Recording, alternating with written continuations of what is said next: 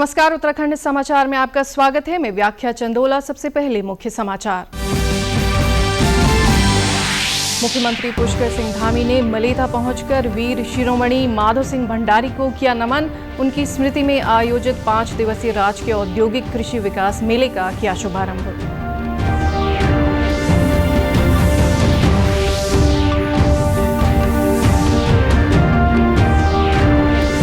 Cyber ठगों पर STF का शिकंजा। नौकरी की वेबसाइट के जरिए 23 लाख की साइबर धोखाधड़ी के मामले में 2 और लोगों की गिरफ्तारी। मामले में अब 12 अभियुक्तों के विरुद्ध कार्रवाई।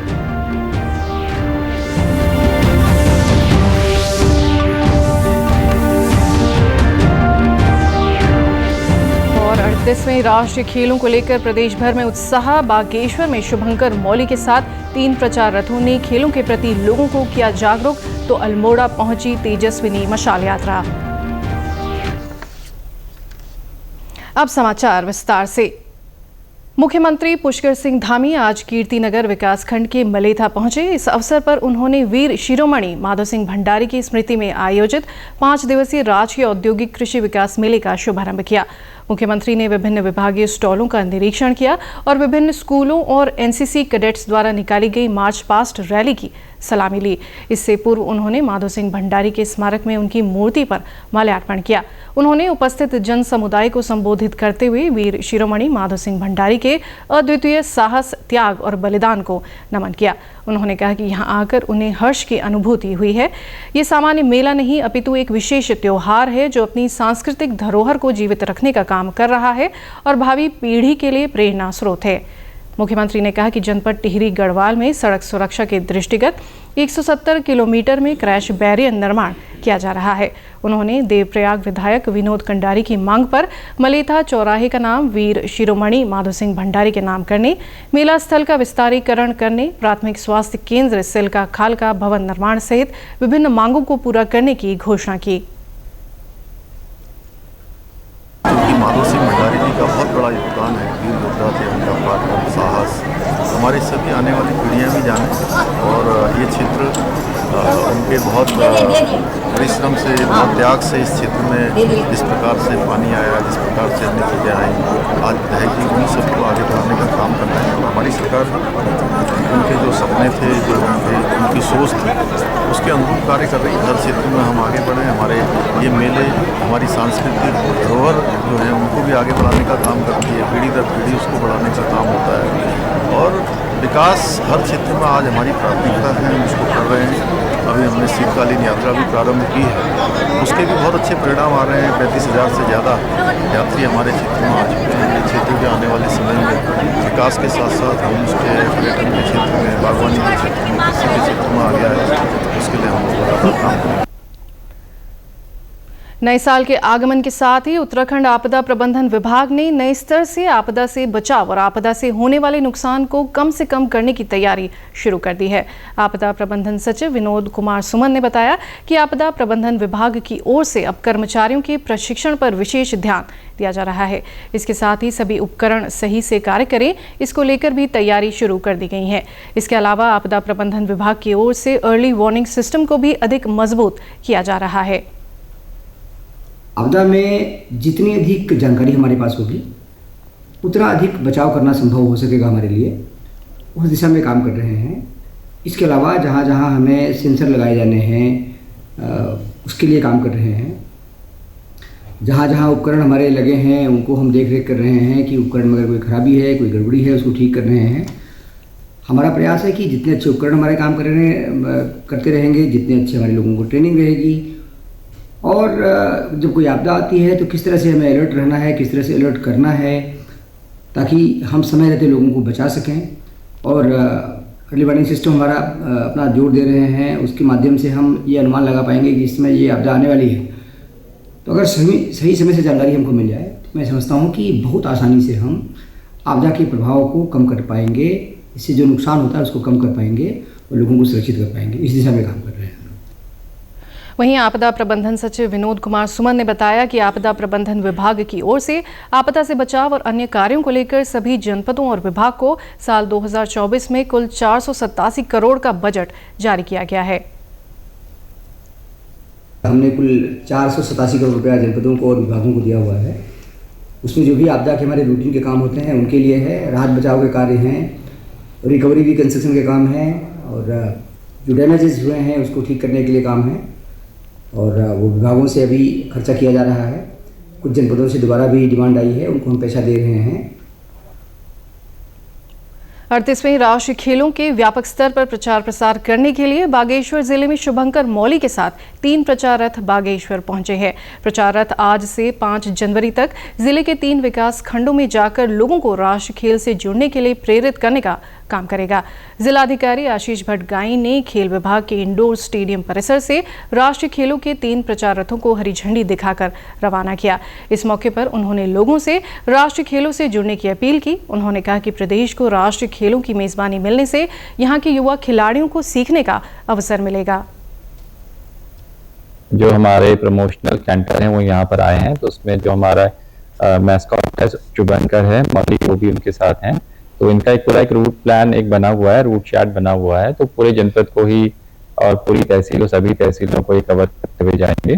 तो उसी के क्रम में आज इनको यहाँ से हरी झंडी देके रवाना किया गया है। तो ये कपकोट की तरफ भी जाएंगे और रोड की साइड भी जाएंगे, और पूरे जनपद में 3, 4, 5 को प्रमोशनल एक्टिविटी करेंगे। और इसमें जो हमारे डिस्ट्रिक्ट के स्पोर्ट्स पर्सन हैं, प्लेयर्स हैं, वो भी इसमें सम्मिलित हुए थे। और जगह जगह जहाँ भी लोकेशन पे जा रहे हैं, जहाँ जिन वेन्यूज पे जाएंगे, वहाँ पर हमारे स्पोर्ट्स पर्सन और हमारे बच्चे हैं और यहाँ के जो नागरिक हैं वो भी वहाँ पे उपस्थित रहेंगे। ऐसा हम लोगों ने प्लानिंग किया हुआ है। पूरे सभी जनपदों में क्योंकि राष्ट्रीय खेल हो रहे हैं उत्तराखंड में, तो बहुत एक अच्छा अवसर है। तो हमारे यहाँ की जो खेल की प्रतिभाएं हैं उनके लिए भी एक बहुत अच्छा अवसर है। उनको ऐसे आयोजन को देखने का और उसमें पार्टिसिपेट करने का भी मौका मिल रहा है। 38वें राष्ट्रीय खेलों की तेजस्विनी मशाल यात्रा आज अल्मोड़ा पहुंची। आरसीएम मॉल के पास मशाल यात्रा का भव्य स्वागत किया गया। जिलाधिकारी आलोक कुमार पांडे, एसएसपी देवेंद्र पींचा सहित खिलाड़ियों और अंतर्राष्ट्रीय धावक रहे सेवानिवृत्त खेल उप निदेशक सुरेश पांडे ने मशाल यात्रा को आगे के लिए रवाना किया। इससे पूर्व मशाल रैली बाजार में जुलूस के साथ घुमाई गई। ढोल दमाऊ की थाप और छोलिया नर्तकों की रंगारंग प्रस्तुति के बीच मशाल रैली मॉल रोड होते हुए अल्मोड़ा मुख्य बाजार में घूमी। इस दौरान शुभंकर मौली के साथ लोगों और स्कूली बच्चों ने खूब सेल्फी भी ली। इस अवसर पर जिलाधिकारी आलोक कुमार पांडे ने कहा कि उत्तराखंड में राष्ट्रीय खेल का आयोजन बड़ा हर्ष का विषय है। आज ये मसाल आया है और उत्तराखंड में राष्ट्रीय खेलों का आयोजन हो रहा है। बहुत गर्व का विषय है, हर्ष का विषय है। आप देख रही हैं कितना उत्साह है। और हम लोग अल्मोड़ा में भी एक मेजबानी मिली है योग की, और हम लोग बहुत अच्छे तरीके से करेंगे और उत्तराखंड में राष्ट्रीय खेल बहुत सफलतापूर्वक आयोजित होगा। अंतर्राष्ट्रीय धावक रहे सुरेश पांडे ने कहा कि राष्ट्रीय खेल के आयोजन में उत्तराखंड के विभिन्न जनपदों में भी खेल प्रतियोगिताएं होनी है। खिलाड़ियों में खेल के प्रति बहुत उत्साह देखा जा रहा है। आप सभी को मालूम है कि 38वें राज्य खेल जो है जनवरी 28 से लेकर 14 फरवरी तक संपूर्ण उत्तराखंड के 5 जनपदों में आयोजित किए जा रहे हैं। उसी की एक कड़ी में यहाँ पर जो है ये मसाल जो आज अल्मोड़ा आई है, ये देवभूमि खेल भूमि है और सांस्कृतिक नगरी है। और आप उमंग और उत्साह देख रहे हैं यहाँ पे, और इससे एक मैसेज जाता है कि उत्तराखंड में इन खेलों के प्रति कितना रुझान है और किस तरीके से इन खेलों को आयोजित किया जा रहा है। बड़ी उमंग और उत्साह के साथ प्रतिभाग करेंगे इसमें खिलाड़ी और ज़्यादा से ज़्यादा पदक लेने की इसमें हमारी संभावना है। और ये पहला अवसर है जब 38वें राष्ट्रीय खेल उत्तरांचल को मिले हुए हैं, उत्तराखंड को मिले हुए हैं। और उत्तराखंड खेलों में अपनी एक उसकी अलग पृष्ठभूमि है। जैसे कि आपने पूर्व में देखा कि लक्ष्य सेन जो कि अभी ओलंपिक्स में सेमीफाइनल में हारा था, और वो उभरती हुई प्रतिभाएं आने वाले समय में हम ओलंपिक पदक देंगे। इसी उत्तराखंड जो ओलंपिक्स गेम हो रहे हैं यहाँ पे 38वें राष्ट्रीय खेल, ये एक नया मैसेज देगा कि खिलाड़ियों में एक उमंग और उत्साह किस तरीके से भरा जाता है। उसी उमंग और उत्साह को भरने के लिए ये कार्यक्रम यहाँ पर आयोजित हुआ है। जिला क्रीड़ा अधिकारी महिषी आर्या ने बताया कि राष्ट्रीय खेल के आयोजन में अल्मोड़ा जिले में राष्ट्रीय योगासन प्रतियोगिता होगी। उसके लिए प्रशासन और खेल विभाग तैयारियों में जुटा है। 38वें राष्ट्रीय खेल का आयोजन उत्तराखंड में किया जा रहा है, जो कि बहुत ही गौरव की बात हमारे लिए है। यह जो नेशनल गेम हो रहे हैं वो 28 जनवरी से 14 फरवरी के बीच में हो रहे हैं। और बहुत ही गौरव की बात हमारे लिए है कि अल्मोड़ा जनपद में योगासन का जो एक इवेंट रखा गया है और इसमें आज हमारी जो है मशाल यहाँ पर आगमन उसका कार्यक्रम हम लोग करवा रहे हैं। उसका भव्य स्वागत के लिए हम लोग यहाँ पर RCM मॉल में बहुत ही अधिक संख्या में यहाँ पर सब मशाल आगमन का वेलकम करने के लिए सभी लोग इकट्ठा हुए हैं और बहुत ही अच्छा हमको यहाँ पर सब ये भीड़ देखने को मिल रही है और जो हमारी मशाल आ रही है उसको वेलकम के लिए सभी लोग यहाँ पर बहुत ही तैयारियों के साथ पूरा शासन प्रशासन यहाँ पर जुटा हुआ है। बढ़ती साइबर अपराध को लेकर साइबर क्राइम पुलिस लगातार कार्रवाई करती नजर आ रही है। साल 2024 में देहरादून निवासी एक पीड़ित के साथ एक नौकरी की वेबसाइट पर आवेदन के बाद लगभग 23 लाख की साइबर धोखाधड़ी की गई थी। हालांकि साइबर क्राइम पुलिस ने इस राष्ट्रीय गिरोह का पर्दाफाश करते हुए कई लोगों को गिरफ्तार किया है। वहीं इस मामले में अब 2 और लोगों को गिरफ्तार किया गया है, जिसके बाद अब तक कुल 12 अभियुक्तों के विरुद्ध कार्रवाई की जा चुकी है। वहीं आज इस मामले में ताज़ा गिरफ्तारी को लेकर STF के वरिष्ठ पुलिस अधीक्षक नवनीत सिंह द्वारा प्रेस कॉन्फ्रेंस कर जानकारी दी गई। उन्होंने बताया कि जून 2024 में पीड़ित द्वारा नौकरी के लिए ऑनलाइन सर्च किया गया, जिस पर अज्ञात साइबर ठगों द्वारा पीड़ित को WhatsApp नंबर पर फोन कर उनसे पैसों की मांग की गई। इस घटना में ठगों ने करीब 23 लाख की साइबर ठगी को अंजाम दिया। वहीं साइबर क्राइम पुलिस ने कार्रवाई करते हुए अब तक 12 अभियुक्तों को गिरफ्तार कर लिया है। Naukri.com पर नौकरी लगाने के नाम पर देहरादून के एक व्यक्ति से 22,90,000 लगभग 23 लाख की जो ठगी की गई, उस संबंध में 2 लोग अरेस्ट हुए हैं और 4 लोगों को 41 से CRPC का नोटिस दिया गया है और ये मुकदमा जून 2024 में लिखा गया था। इसमें टोटल 12 लोगों के खिलाफ अब तक कार्रवाई हो चुकी है। अभी जो 2 लोग अरेस्ट हुए हैं, इनकी कस्टडी से 2 लैपटॉप, राउटर्स और 17 मोबाइल फोन और दर्जनों सिम जो है बरामद किए गए। उनकी एनालिसिस कर रहे हैं। इसके अतिरिक्त इनका जो फ्रॉड का अमाउंट है वो क्रिप्टो में कन्वर्ट करके अब्रॉड भेजा जाता था और अब्रॉड में भी कुछ इनके साथी हैं जो इस पूरे नेटवर्क में इनके लिए काम करते थे।